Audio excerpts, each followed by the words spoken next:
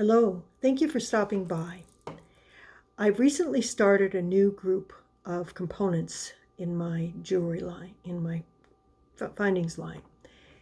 And the smaller ones are based on these small loops. They can be added to virtually any kind of jewelry. On this one, I've got it on a small beaded piece, but this could be easily chainmail, chain, peyote with a twist, anything you might want.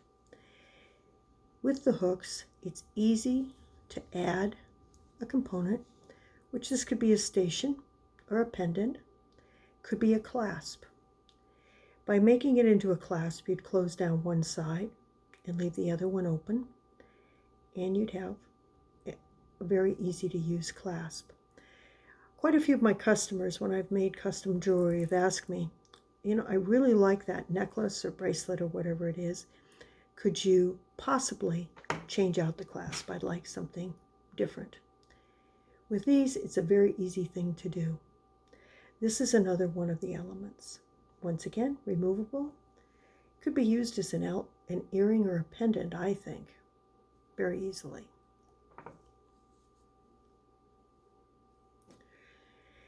Those of you who have used my work through the years know the Chart spiral. You notice there's a little bit of a difference on this one. Watch. I can add this to a necklace as easily as this. If I wanted to use it as the centerpiece, I would close both the hooks on either side and put a clasp on the back. But you notice here, you've got easy access to adding a pendant to the center of a necklace by opening the spiral to whatever width you might want. I hope this short tutorial has helped you. I realize I've stuttered a little bit. I'm just getting started with these. Thank you so much for your time.